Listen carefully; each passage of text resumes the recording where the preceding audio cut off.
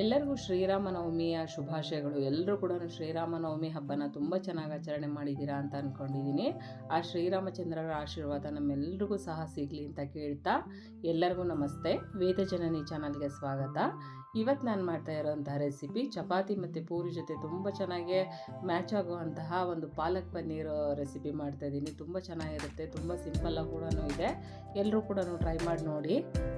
ಇವಾಗ ಈ ಪಾಲಕ್ ಪನ್ನೀರ್ ಹೇಗೆ ಮಾಡೋದು ಅಂತ ನೋಡೋಣ ಬನ್ನಿ. ಪಾಲಕ್ ಪನ್ನೀರ್ ಮಾಡೋದಕ್ಕೆ ಮೊದಲಿಗೆ ನಾನು ಪಾಲಕ್ ಸೊಪ್ಪನ್ನು ಬೇಯಿಸ್ಕೊಳ್ತಾ ಇದ್ದೀನಿ. ಒಂದು 4 ಹಿಡಿಯಷ್ಟು ಪಾಲಕ್ ಸೊಪ್ಪನ್ನು ಚೆನ್ನಾಗಿ ತೊಳೆದು ಒಂದು ಪಾತ್ರೆಯಲ್ಲಿ ಒಲೆ ಮೇಲೆ ನೀರಿಟ್ಟು ಪಾಲಕ್ ಸೊಪ್ಪನ್ನು ಹಾಕಿ ಚೆನ್ನಾಗಿ ಬೇಯಿಸ್ಕೋಬೇಕು. 4 ಕುದಿ ನೀರು ಕುದಿಯೋದ್ರೊಳಗೆ ಪಾಲಕ್ ಸೊಪ್ಪು ಬೇಗನೆ ಬೆಂದ್ಬಿಡುತ್ತೆ. ನಂತರ ಆ ನೀರನ್ನೆಲ್ಲ ತೆಗೆದು ಪಾಲಕ್ ಸೊಪ್ಪನ್ನು ಸಪ್ರೇಟಾಗಿ ಇಟ್ಕೋಬೇಕು.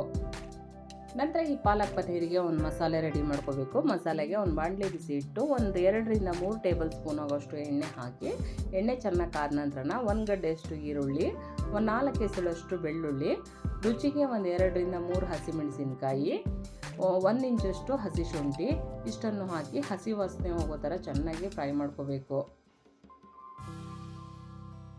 ಈರುಳ್ಳಿ ಬೆಳ್ಳುಳ್ಳಿ ಎಲ್ಲ ಚೆನ್ನಾಗಿ ಫ್ರೈ ಆದ ನಂತರ ಒಂದು 5 ರಿಂದ 6 ಲವಂಗ, 1 ಇಂಚಷ್ಟು ಚಕ್ಕೆ, 2 ಏಲಕ್ಕಿ, ಒಂದು ಅರ್ಧ ಅನಾನಸು, 1 ಮರಾಠ ಮೊಗ್ಗು ಇಷ್ಟನ್ನು ಹಾಕಿ ಚೆನ್ನಾಗಿ ಫ್ರೈ ಮಾಡ್ಕೋಬೇಕು. ಟೇಸ್ಟು ಚೆನ್ನಾಗಿ ಬರುತ್ತೆ ಮತ್ತು ಫ್ಲೇವರ್ ಕೂಡ ಚೆನ್ನಾಗಿರುತ್ತೆ. ನಂತರ ಒಂದು 4 ಗೋಡಂಬಿ, ಒಂದು 4 ಬಾದಾಮಿನೂ ಹಾಕಿ ಚೆನ್ನಾಗಿ ಫ್ರೈ ಮಾಡ್ಕೋಬೇಕು. ನಂತರ ಒಂದು ಮೀಡಿಯಮ್ ಸೈಜು ಸಣ್ಣ ಹೆಚ್ಚಿರುವಂತಹ ಟೊಮೆಟೊನೂ ಹಾಕಿ ಚೆನ್ನಾಗಿ ಫ್ರೈ ಮಾಡ್ಕೋಬೇಕು. ಟೊಮೆಟೊ ಎಲ್ಲ ಹಸಿ ವಾಸನೆ ಹೋಗಿ ಚೆನ್ನಾಗಿ ಫ್ರೈ ಆಗೋ ಥರ ಫ್ರೈ ಮಾಡಿಕೊಂಡ್ರೆ ಚೆನ್ನಾಗಿರುತ್ತೆ. ಟೊಮೆಟೊ ಎಲ್ಲ ಚೆನ್ನಾಗಿ ಫ್ರೈ ಆದ ನಂತರ 1 ಟೇಬಲ್ ಸ್ಪೂನಷ್ಟು ಗಸಗಸೆ, 1 ಹಿಡಿಯಷ್ಟು ಪುದೀನ, 1 ಹಿಡಿಯಷ್ಟು ಕೊತ್ತಂಬರಿ ಸೊಪ್ಪನ್ನು ಹಾಕಿ ಚೆನ್ನಾಗಿ ಫ್ರೈ ಮಾಡ್ಕೋಬೇಕು. ಈ ಮಸಾಲೆನ ಒಂದು ಮೀಡಿಯಮ್ ಫ್ಲೇಮಲ್ಲಿ ಚೆನ್ನಾಗಿ ಫ್ರೈ ಮಾಡಿಕೊಂಡು ರುಬ್ಬಿದಾಗ ಟೇಸ್ಟು ಚೆನ್ನಾಗಿ ಬರುತ್ತೆ ಮತ್ತು ಫ್ಲೇವರ್ ಕೂಡ ಚೆನ್ನಾಗಿರುತ್ತೆ.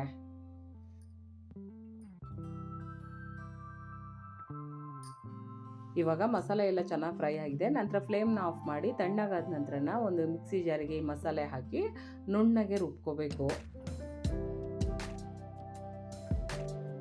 ಮಸಾಲೆ ಎಲ್ಲ ರುಬ್ಕೊಂಡ ನಂತರ ಬೇಯಿಸಿಟ್ಕೊಂಡಂತಹ ಪಾಲಕ್ ಸೊಪ್ಪನ್ನು ಹಾಕಿ ನುಣ್ಣಗೆ ರುಬ್ಕೋಬೇಕು. ಯಾವುದೇ ರೀತಿಯ ಕಲರ್ ಹಾಕೋ ಅವಶ್ಯಕತೆ ಇಲ್ಲ. ಪಾಲಕ್ ಸೊಪ್ಪು ಒಳ್ಳೆ ಕಲರ್ ಕೊಡುತ್ತೆ.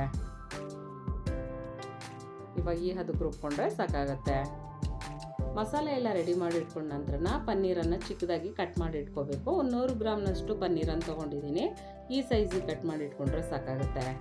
ನಂತರ ಒಂದು ಕಡಾಯಿ ಒಲೆ ಮೇಲೆ ಇಟ್ಟು ಒಂದು 3 ರಿಂದ 4 ಟೇಬಲ್ ಸ್ಪೂನ್ ಆಗೋಷ್ಟು ಎಣ್ಣೆ ಹಾಕಿ ಎಣ್ಣೆ ಚೆನ್ನಾಗಿ ಕಾದ ನಂತರ ಪನ್ನೀರನ್ನು ಹಾಕಿ ಒಂದು ಮೀಡಿಯಮ್ ಫ್ಲೇಮಲ್ಲಿ ಚೆನ್ನಾಗಿ ಫ್ರೈ ಮಾಡ್ಕೋಬೇಕು. ಈ ರೀತಿ ಮೀಡಿಯಮ್ ಫ್ಲೇಮಲ್ಲಿ ಫ್ರೈ ಮಾಡಿಕೊಂಡ್ರೆ ಆ ಪನ್ನೀರಿನ ಹಸಿ ವಾಸನೆ ಎಲ್ಲ ಹೋಗಿ ಟೇಸ್ಟು ತುಂಬಾ ಚೆನ್ನಾಗಿ ಬರುತ್ತೆ. ಈ ಹಂತಕ್ಕೆ ಫ್ರೈ ಮಾಡಿಕೊಂಡ್ರೆ ಸಾಕಾಗುತ್ತೆ. ನಂತರ ನಾವು ಎಕ್ಸ್ಟ್ರಾ ಎಣ್ಣೆ ಎಲ್ಲ ಹಾಕೋದು ಬೇಡ. ಇದೇ ಎಣ್ಣೆಗೆ ಒಂದು ಅರ್ಧ ಟೇಬಲ್ ಸ್ಪೂನಷ್ಟು ಜೀರಿಗೆ, 1 ಪಲಾವ್ ಎಲೆ ಹಾಕಿ ಚೆನ್ನಾಗಿ ಫ್ರೈ ಮಾಡ್ಕೋಬೇಕು. ನಂತರ 1 ಗಡ್ಡೆಯಷ್ಟು ಈರುಳ್ಳಿ ಚಿಕ್ಕದಾಗಿ ಹೆಚ್ಚಿರೋ ಅಂಥದ್ದನ್ನು ಹಾಕಿ ಚೆನ್ನಾಗಿ ಫ್ರೈ ಮಾಡ್ಕೋಬೇಕು. ಈರುಳ್ಳಿ ಎಲ್ಲ ಚೆನ್ನಾಗಿ ಫ್ರೈ ಆದ ನಂತರ ರುಬ್ಬಿಟ್ಕೊಂಡಂತಹ ಮಸಾಲೆನ ಒಗ್ಗರಣೆಗೆ ಸೇರಿಸಿ ನಮಗೆ ಗ್ರೇವಿ ಕನ್ಸಿಸ್ಟೆನ್ಸಿ ಎಷ್ಟು ಬೇಕು ಅನಿಸುತ್ತೋ ಅಷ್ಟು ನೀರನ್ನು ಸೇರಿಸಿ ಒಂದು ಮೀಡಿಯಮ್ ಫ್ಲೇಮಲ್ಲಿ ಚೆನ್ನಾಗಿ ಕುದಿಯೋದಕ್ಕೆ ಬಿಡಬೇಕು. ನಂತರ ಖಾರಕ್ಕೆ ಹಸಿಮೆಣಸಿಕಾಯಿ ಹಾಕಿದ್ದೀವಿ ನೋಡಿಕೊಂಡು ಸ್ವಲ್ಪ ಒಂದು ಅರ್ಧ ಟೇಬಲ್ ಸ್ಪೂನಷ್ಟು ಖಾರದ ಪುಡಿ, ಒಂದು ಅರ್ಧ ಟೇಬಲ್ ಸ್ಪೂನಷ್ಟು ಧನಿಯಾ ಪುಡಿ, ಒಂದು 2 ಟೇಬಲ್ ಸ್ಪೂನಷ್ಟು ಕಸ್ತೂರಿ ಮೇಥಿ ಹಾಕಿ ಚೆನ್ನಾಗಿ ಒಂದ್ಸಲ ಮಿಕ್ಸ್ ಮಾಡಿ ಕುದಿಯೋದಕ್ಕೆ ಬಿಡಬೇಕು. ಕಸ್ತೂರಿ ಮೇಥಿ ಬದಲಾಗಿ ಹಸಿ ಮೆಂತ್ಯ ಸೊಪ್ಪು ಹಾಕಿದರೂ ಕೂಡ ಚೆನ್ನಾಗಿರುತ್ತೆ. ನಂತರ ಕೊನೆಯಲ್ಲಿ ರುಚಿಗೆ ತಕ್ಕಷ್ಟು ಉಪ್ಪು, ಫ್ರೈ ಮಾಡಿ ಇಟ್ಕೊಂಡಂತಹ ಪನ್ನೀರನ್ನು ಹಾಕಿ ಚೆನ್ನಾಗಿ ಒಂದ್ಸಲ ಮಿಕ್ಸ್ ಮಾಡಿ ಒಂದು ಮೀಡಿಯಮ್ ಫ್ಲೇಮಲ್ಲಿ ಬೇಯೋದಕ್ಕೆ ಬಿಡಬೇಕು. ಗ್ರೇವಿ ಮತ್ತು ಪನ್ನೀರು ಚೆನ್ನಾಗಿ ಬೆಂದು ಆ ಎಣ್ಣೆ ಬಿಡ್ತಾ ಬರುತ್ತೆ. ಆ ಹಂತದವರೆಗೂ ನಾವು ಬೇಯಿಸ್ಕೊಂಡ್ರೆ ಸಾಕಾಗುತ್ತೆ. ಇವಾಗ ಪನ್ನೀರು ಮತ್ತು ಗ್ರೇವಿ ಚೆನ್ನಾಗಿ ಬಂದಿದೆ. ಈ ಹಂತದವರೆಗೂ ಕುದಿಸ್ಕೊಂಡ್ರೆ ಸಾಕಾಗುತ್ತೆ. ಇವಾಗ ಟೇಸ್ಟಿಯಾಗಿರೋ ಬಿಸಿ ಬಿಸಿಯಾಗಿರುವಂತಹ ಪಾಲಕ್ ಪನ್ನೀರು ರೆಡಿಯಾಗಿದೆ. ಪೂರಿ ಜೊತೆ ಮತ್ತು ಚಪಾತಿ ಜೊತೆ ತುಂಬಾ ಚೆನ್ನಾಗಿರುತ್ತೆ. ರೋಟಿ ಜೊತೆನೂ ತುಂಬ ಚೆನ್ನಾಗಿರುತ್ತೆ. ಎಲ್ಲರೂ ಕೂಡ ಟ್ರೈ ಮಾಡಿ ನೋಡಿ. ನಮ್ಮನೆಯಲ್ಲಿ ಇವತ್ತು ಈ ಪಾಲಕ್ ಪನ್ನೀರ್ ಜೊತೆ ಪೂರಿ ಮಾಡಿದ್ವಿ. ತುಂಬಾ ರುಚಿಯಾಗಿತ್ತು. ಎಲ್ರಿಗೂ ಕೂಡ ತುಂಬಾ ಇಷ್ಟ ಆಯಿತು. ನೀವು ಕೂಡ ಟ್ರೈ ಮಾಡ್ತೀರಾ ಅಂತ ಅಂದ್ಕೊಂಡಿದ್ದೀನಿ. ಇವತ್ತಿನ ರೆಸಿಪಿ ನಿಮ್ಮೆಲ್ಲರಿಗೂ ಇಷ್ಟ ಆಗಿದೆ ಅಂತ ಅಂದ್ಕೊಂಡಿದ್ದೀನಿ. ಇವತ್ತಿನ ರೆಸಿಪಿ ನಿಮಗೆ ಇಷ್ಟ ಆಯಿತು ಅಂದರೆ ಒಂದು ಲೈಕ್ ಕೊಡಿ, ಶೇರ್ ಮಾಡಿ, ಕಮೆಂಟ್ ಹಾಕಿ. ವೇದಜನನಿ ಚಾನಲ್ಗೆ ಸಬ್ಸ್ಕ್ರೈಬ್ ಆಗೋದ್ರ ಮೂಲಕ ಎಲ್ಲರೂ ಸಪೋರ್ಟ್ ಮಾಡಿ ಅಂತ ಕೇಳ್ತಾ ಥ್ಯಾಂಕ್ ಯು.